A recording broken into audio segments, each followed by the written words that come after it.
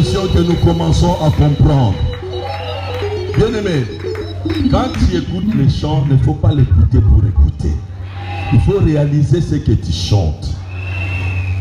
Il a vaincu, Jésus-Christ a vaincu à la croix. Il a pris cette victoire, il a donné à l'église. L'église, c'est toi et moi.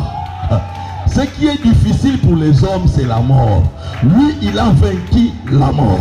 Parce qu'il a vaincu la mort, cette victoire, il t'a donné. En d'autres termes, tu as droit à la vie. Dans tous les domaines de ta vie, tu dois vivre la vie. S'il y a des choses qui ne marchent pas, proclame la victoire de la croix. Alléluia. Voilà pourquoi quand il faut célébrer Dieu, il faut les célébrer. Nous ne les célébrons pas en vain. Nous ne sommes pas les fanatiques, mais nous sommes des victimes de ceux qui expérimentent la mort de Jésus-Christ à la croix. Vous savez, je ne sais pas si vous vous rendez compte, quand le pasteur Daniel était là, quand il disait Pinzolinanga, Ebongwanye Sengo, Na Kolela Nanga Ite, Po Yesu Azali Nanga. Vous savez, il y a des gens qui étaient des malheureux, très malheureux. Et Jésus-Christ à la croix a pourvu à la joie de tous ces malheureux-là. Alléluia.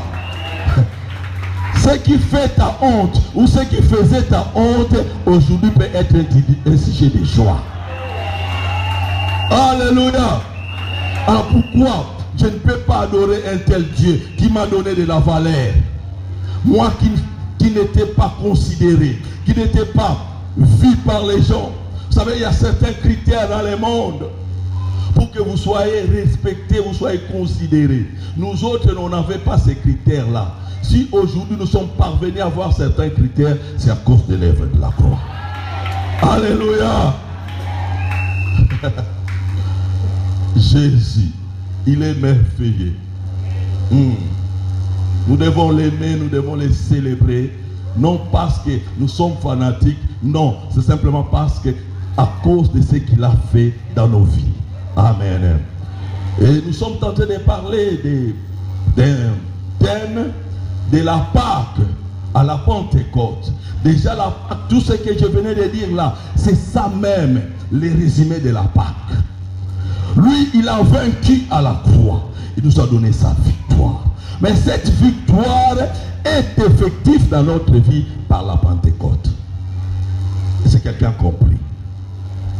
De la Pâque à la Pentecôte, le feu de mon cœur, ou les soucis que nous avons pour les chrétiens, que chaque chrétien réalise l'importance de la Pâque de sa vie, dans sa vie, et aussi le pourquoi de la Pentecôte.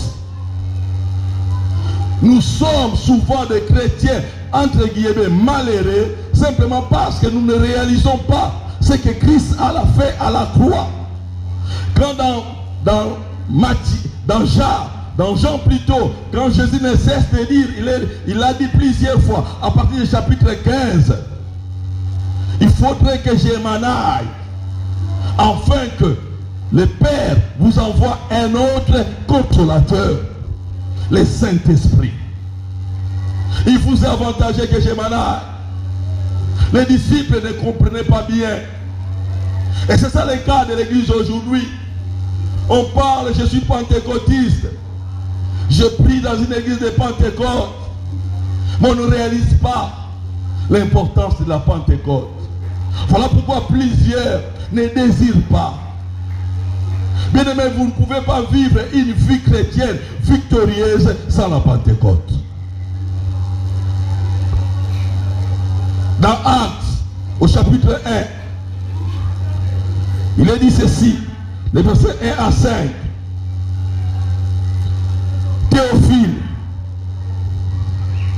j'ai parlé dans mon premier livre de tout ce que Jésus a commencé de faire et d'enseigner dès le commencement, jusqu'au jour où il fut enlevé au ciel, après avoir donné ses ordres par le Saint-Esprit apôtre qu'il avait choisi. Après qu'il eut souffert, il leur apparut vivant et leur en donna plusieurs preuves. S'il vous plaît, se montrant à eux pendant 40 jours et parlant des choses qui concernent les royaumes de Dieu. Comme il se trouvait avec eux, il leur recommanda de ne pas s'éloigner de Jérusalem, mais d'attendre ce que le Père avait promis, ce que je vous ai annoncé, leur dit-il. Alléluia. Alléluia. Par plusieurs preuves, il leur a montré qu'il était réellement vivant. Ils ont mangé avec lui. Ils l'ont touché. Après sa mort et sa résurrection, alors qu'on leur disait que Jésus-Christ était ressuscité, certains même de ses disciples doutaient. D'autres ne croyaient pas. Thomas même a dit, si moi je le vois, si je ne mets pas mes doigts, si ce plaît-là, je ne croirai pas. Il s'est montré à eux devant de plusieurs manières, plusieurs fois. Alors que c'était dans une maison barricadée, en train de trembler, parce que ceux qui avaient tué leur maître pouvaient aussi les tuer. Ils vont voir le Seigneur apparaître. Il dit, race d'incrédules, vous ne croyez pas que je suis ressuscité? Venez toucher, je suis les vivants. Alléluia. Il leur a dit ici d'attendre ce que le Père avait promis. La Bible dit qu'il a commencé à leur annoncer tout ce qui était important pour le royaume de Dieu. Le royaume de Dieu a des principes. Vous ne pouvez pas vivre les avantages du royaume si vous violez les principes du royaume. Jésus est réellement vivant. La Pâque nous accorde la délivrance. Par contre, la Pentecôte nous fait entrer dans une vie de grande moisson, une vie abondante, une vie de joie. Plusieurs chrétiens ont expérimenté la Pâque. Ils croient que Jésus-Christ est ressuscité, mais n'ont jamais connu la Pentecôte. Voilà pourquoi leur vie chrétienne n'apporte pas de joie. On ne sent pas l'abondance. Ils sont pas rayonnants, ils ne brillent pas de la gloire de Dieu. J'aimerais dire à quelqu'un ce matin, si tu veux que ta vie chrétienne soit une vie florissante, une vie abondante, une vie de joie, cette joie ne dépend pas des avoirs, cette joie dépend du Saint-Esprit. Cherche à expérimenter la Pentecôte. Alléluia. Il vous a avantagé que je m'en aille. La Pâque fait de nous les membres de la famille de Dieu, c'est-à-dire enfants de Dieu. Par contre, la Pentecôte nous accorde une vie abondante, une vie de victoire. Jésus-Christ est notre Pâque. C'est lui l'agneau pascal qui a été immolé en Égypte pour nous, afin que nous soyons libérés de la puissance du péché. La Pâque accorde la délivrance pour ceux qui croient. Pour ceux qui ne croient pas, la Pâque amène les jugements. Voilà pourquoi en Égypte, alors que les enfants d'Israël sortaient en Égypte, chaque famille avait perdu un premier-né. C'était la guerre. C'était plutôt le deuil, la tristesse. Pour les enfants de Dieu, c'est la victoire. Bien aimé, quand vous n'acceptez pas ce que Jésus-Christ a fait à la croix, vous tombez sous le jugement de Dieu. Alléluia. Soit la Pâque peut être pour toi la délivrance, ou soit ça peut être pour toi le jugement. Nous ne pouvons pas vivre une vie chrétienne de gloire, de victoire, si nous n'expérimentons pas la Pentecôte. Dans Actes chapitre 3, verset 19, l'apôtre Paul, l'apôtre Pierre plutôt en parle. Il en avait parlé la fois passée.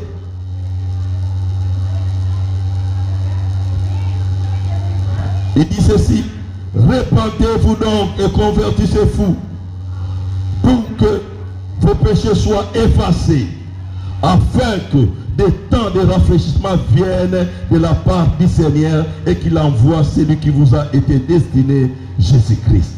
Des temps de rafraîchissement viennent après la Pâque. Entre la Pâque et la Pentecôte, il y a 50 jours.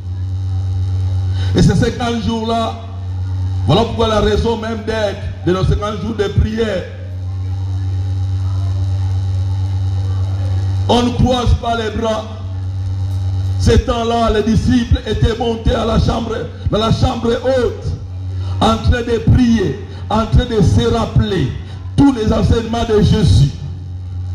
Si on n'obéit pas à ces enseignements, on ne pourra pas bénéficier ni expérimenter la Pentecôte. Pour bénéficier de la Pentecôte, la première chose, nous devons passer par la croix, c'est-à-dire la Pâque. Comme je disais, il n'y a pas de Pentecôte sans la Pâque. Vous ne pouvez pas expérimenter la Pentecôte si au préalable, vous n'êtes pas passé par la croix. Si au préalable, vous n'êtes pas passé par la Pâque. D'abord, nous devons mourir à la croix. Nous devons nous crucifier avec Christ à la croix. Et ensemble, nous ressuscitons avec lui. C'est ça l'essence même de la Pâque. Et puis, vient la Pentecôte. On ne met pas de vin nouveau dans de vieilles outres. C'est ce que Jésus-Christ dit. Celui qui n'est pas passé à la croix, celui qui n'a pas connu la Pâque, il ressemble à un outre vieil.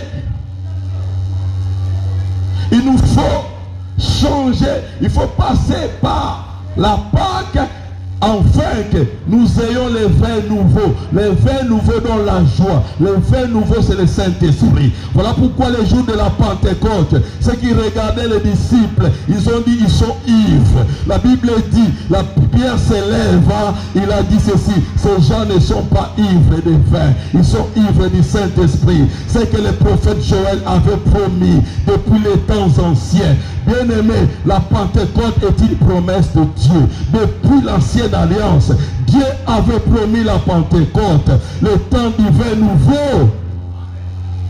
Alléluia. Vous savez, quand vous êtes avec des soulards, vous amenez un soulard dans une fête, quand il n'y a pas de boisson, il est malheureux. C'est comme ça aussi, c'est la crise. C'est comme ça aussi, une vie chrétienne sans le Saint-Esprit, bien aimé, vous serez malheureux. Voilà pourquoi beaucoup de gens viennent à l'église malgré eux, parce qu'ils n'ont jamais connu la Pentecôte.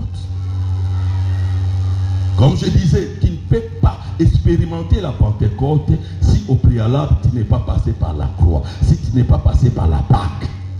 D'abord la Pâque, et puis vient la Pentecôte. Entre la Pâque et la Pentecôte, il y a 50 jours. 50 jours où tu dois te préparer. 50 jours où tu dois te mettre d'accord avec Dieu. Alléluia.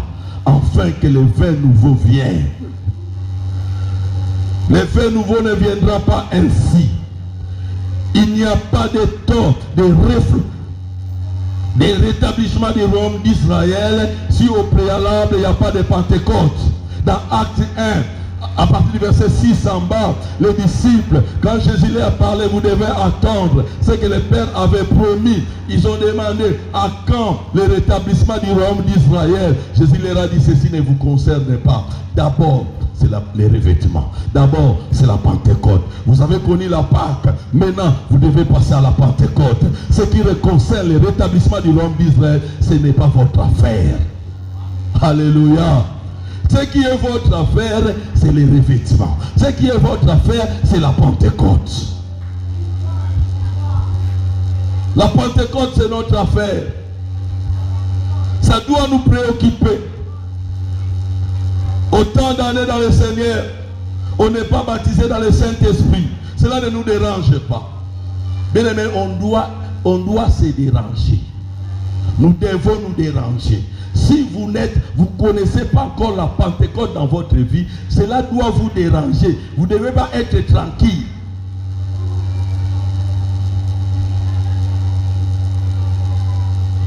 D'abord, le Saint-Esprit surviendra sur vous et vous serez mes témoins.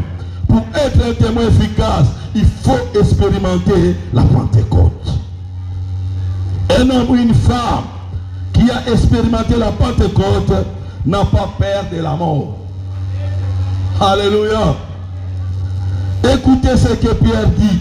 Après avoir expérimenté la Pentecôte, lui qui, au jour de l'arrestation de Jésus, avait peur d'une femme avant que les coqs chantent.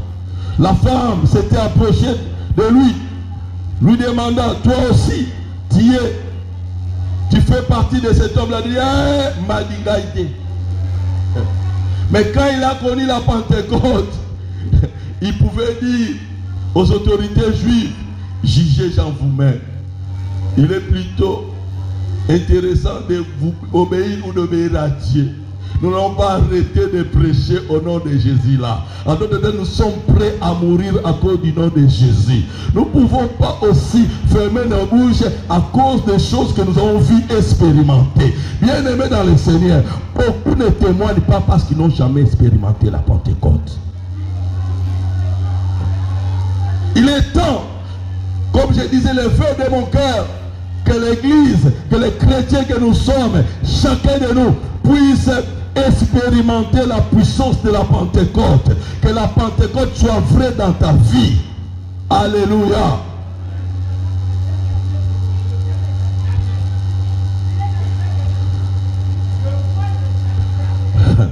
Pierre, qui avait fait les imprécations, Nzambe na ibi mutote. Quand il a expérimenté la Pentecôte, il dit, jugez-vous en vous-même, prêt à mourir pour les affaires de son Père. Les signes qui prouvent que cette personne a expérimenté la Pentecôte, c'est de parler en langue. On ne peut pas dire, non, moi j'ai expérimenté la Pentecôte, mais je ne parle pas, je ne prie pas en langue. Non. On n'apprend pas cela dans une école. Il y a des églises où on apprend aux gens de parler en langue. Ils ont des professeurs. Je ne sais pas si ces professeurs-là sont des professeurs Saint-Esprit ou professeurs hommes. Ça ne s'apprend pas. Ça se cherche dans la prière. Alléluia. Et plusieurs vont expérimenter. Si nous aurons le temps, certains vont expérimenter même aujourd'hui. Personne ne vous touchera, mais Dieu lui-même, si vous avez la foi, il vous touchera, vous serez remplis.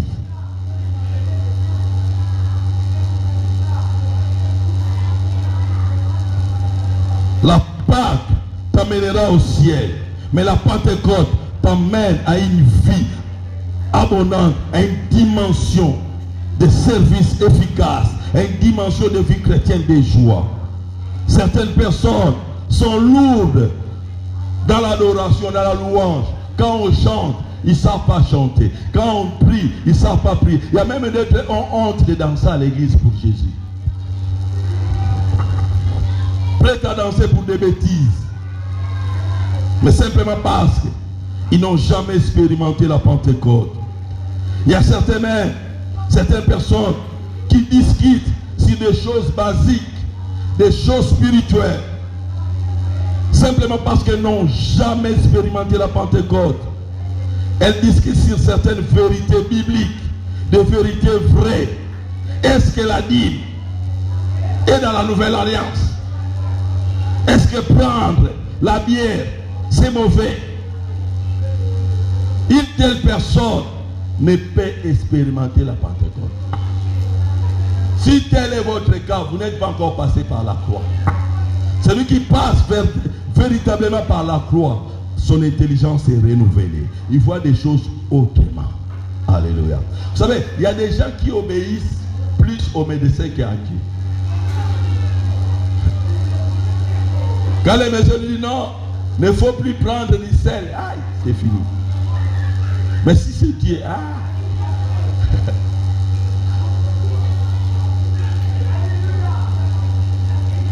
De telles personnes ne peuvent pas expérimenter la Pentecôte. Des choses qui nous empêchent d'expérimenter la Pentecôte. D'une manière directe, les refus de la parole, les refus d'obéir à la parole de Dieu.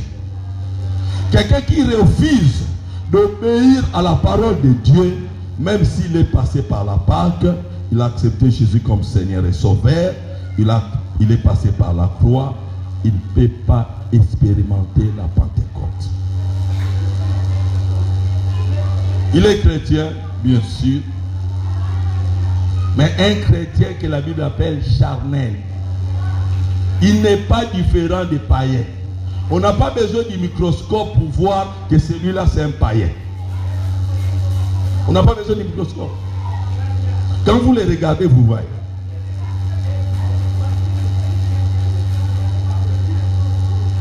Des fois, dans sa manière de dire, on voit simplement qu'il ne connaît pas la parole de Dieu parce qu'il ne lit jamais cela. Il ne lit jamais la Bible. Il n'a pas du temps pour lire la Bible.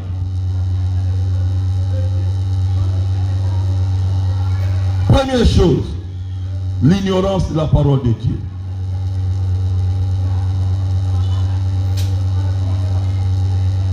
Quand vous lisez Acte 19, le verset 1 à 2, il s'agit des disciples d'Éphèse. On leur a posé la question, avez-vous été baptisés quand vous avez cru? Ils ont dit, oui, nous avons été baptisés du baptême de Jean. On a dit non, Jean baptisait les baptêmes de la repentance. En d'autres termes, Jean amenait les gens à la conversion. Nous vous parlons des baptêmes dans le Saint-Esprit. Ils ont dit, nous n'avons jamais entendu parler des baptêmes dans le Saint-Esprit. Ils étaient des ignorants. Quand on est ignorant de ces choses, on ignore ces choses, on ne va pas chercher cela. Mais ceux qui sont informés, ceux qui lisent la Bible, ceux qui écoutent la parole, ceux qui connaissent et entendent, ils ont soif, ils cherchent, ils sont baptisés dans le Saint-Esprit. Deuxième chose, des choses qui nous empêchent à ne pas expérimenter la Pentecôte, les mauvais enseignements. Oh non, quand vous lisez 1 Corinthiens chapitre 12, verset 10, aux uns, il leur a donné le don de parler en langue, à d'autres, ceux qui ne comprennent pas les Écritures, interprètent cette parole mal. Ici dans 1 Corinthiens chapitre 12, il s'agit des dons du Saint-Esprit. Alléluia. Le baptême dans le Saint-Esprit, c'est aussi un don. Mais ce n'est pas un don parmi les 9 dons du Saint-Esprit ici. Le baptême dans le Saint-Esprit, c'est la base de tous les dons. Tous les dons s'assoient sur la plénitude, sur le baptême du Saint-Esprit. Mais il y a aussi un don de langue qui est différent du baptême dans le Saint-Esprit. On ne peut pas exercer les dons du Saint-Esprit si au préalable on n'est pas baptisé dans le Saint-Esprit. Alléluia. Les dons du Saint-Esprit s'assoient sur le baptême. Tu ne peux pas me dire que tu prophétises alors que tu n'es pas baptisé du Saint-Esprit. Non. Il y a même certaines personnes qui sont dans des confusions. La vision n'est pas un don. La vision, c'est comme quelqu'un qui fait un songe. Parce que tu fais des visions, tu crois que tu es baptisé. Non. La vision n'est pas un don du Saint-Esprit. La vision est un langage que Dieu peut utiliser pour nous parler. Alléluia. Dans les 9 dons du Saint-Esprit, il n'y a pas les dons de vision. Et beaucoup de gens, à cause de mauvais enseignements, sont carrés. Il y a même des gens qui font leur doctrine parce que lui n'a pas expérimenté, il croit maintenant aux bêtises. Ce n'est pas parce que toi, tu n'es pas encore baptisé dans le Saint-Esprit, ça veut dire que ce n'est pas donné à tout le monde. Ça, c'est le diable qui te ment. Parce que si tu persévères, tu feras un jour être visité. Ta doctrine là, ta force doctrine là va changer. Tu dois croire que le don du Saint-Esprit, le baptême dans le Saint-Esprit est aussi pour toi. L'apôtre Pierre l'a si bien dit, c'est aussi à un si grand nombre que le Seigneur appellera.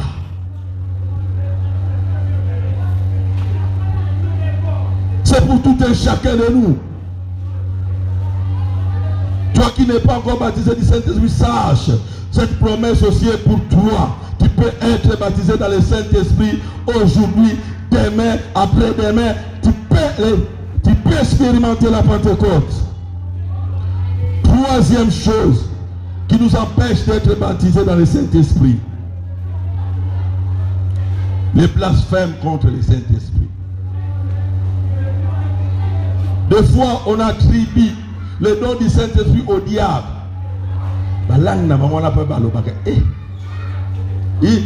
Il calomnie même les langues. J'aimerais t'apprendre, j'aimerais t'informer. Ce sont des langues des anges. Ce sont des langues du ciel. Alléluia. Alléluia.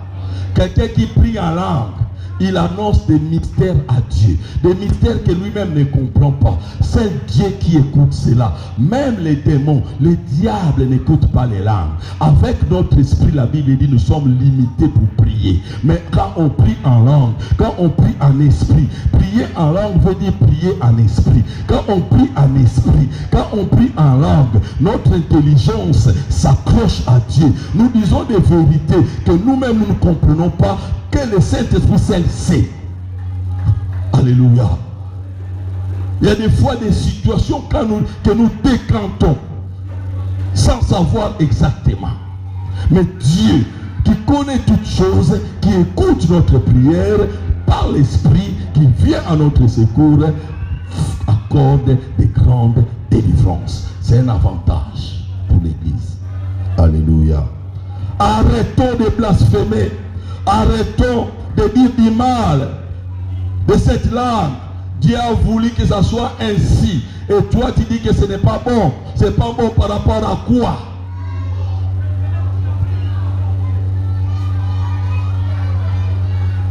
Si tu pries en anglais, le diable connaît l'anglais. Tu pries dans ta langue maternelle, le diable connaît ça. Mais s'il y a une langue que le diable n'écoute pas, c'est le parlant là.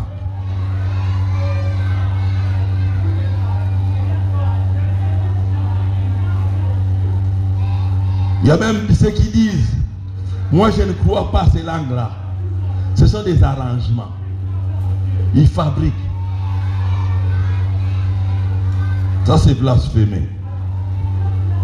Quatrième chose, certaines personnes disent, j'ai peur de tomber. Donc j'ai vu certaines personnes, quand l'esprit leur avait saisi, ils étaient tombés. Il y a certaines personnes qui pleuraient. Alors je ne fais pas que les choses m'arrivent comme ça. Je me dis à quelqu'un, Dieu est plus intelligent que toi. Alléluia. Dieu ne nous donne pas les mauvaises choses, il nous donne les meilleures. Je préfère tomber par la puissance du Saint-Esprit que tomber par la puissance du péché. Quand je tombe par la puissance du Saint-Esprit, quand je me relève, des choses mauvaises restent sur la terre. Je me lève et je suis léger. J'ai prié pour plusieurs personnes. Trop souvent quand je prie pour eux, je leur demande, qu'est-ce que tu sens maintenant? Me dit, pasteur, je me sens très léger. J'ai dit oui, tous les poids là que le diable a vu mis dans toi, c'est parti. Alléluia. Oui, je me sens bien, je me sens léger. C'est cela ce qui se passe quand le Saint-Esprit nous visite. On se sent léger. Un homme lourd, quand la trompette sonnera, il ne pourra pas monter. La Bible dit dans Actes 1, le verset 11, c'est Jésus que vous avez vu monter. Il reviendra de la même manière que vous avez. Alléluia. Alléluia. Vous savez, il y a une chronologie. Dans ce qu'on appelle dans l'eschatologie, les choses des temps de la fin. Il y a la naissance de Jésus. il y a la mort et la résurrection de Jésus. Il y a l'ascension. Après l'ascension, il y a la Pentecôte. Alléluia. Après la Pentecôte, il y a l'enlèvement de l'Église. Alléluia. Bien-aimés, l'heure est grave. Nous sommes dans le temps de la Pentecôte. Comme il y a la Pentecôte, le temps de l'enlèvement de l'Église est proche. D'une manière prophétique, nous avons connu déjà la Pentecôte. Même si toi tu ne vis pas encore la Pentecôte, nous autres, nous avons déjà expérimenté la Pentecôte. Sur le plan chronologique, ce qui nous reste, c'est le retour de Jésus. Et voilà pourquoi tu as tout intérêt d'expérimenter la Pentecôte. Si tu doutes de la Pentecôte, tu douteras aussi du retour du Seigneur Jésus.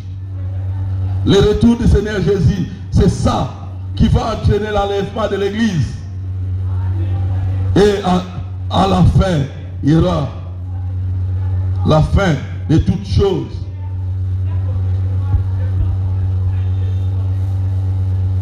Cinquième chose.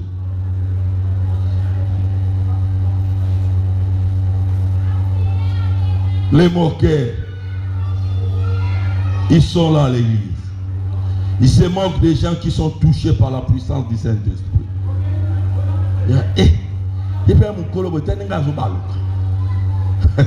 Une telle personne, vous croyez que Dieu peut les toucher? J'aimerais m'arrêter là. Tu viens d'écouter cette parole. Dis, pasteur, je change d'avis. Je veux la Pentecôte. Que Dieu me pardonne. J'ai un blocage moi-même. Là où tu élèves toi. Toi qui s'est retrouvé dans ces messages. Mais tu veux dire au Seigneur, pardonne-moi et je vais expérimenter la Pentecôte. Lève-toi, j'aimerais prier pour toi.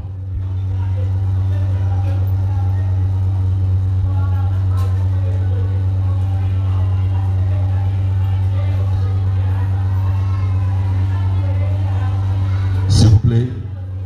Merci, papa. On ne doit pas avoir honte des choses de Dieu.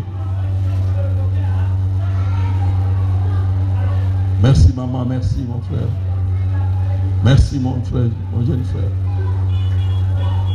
De la même manière, vous vous levez.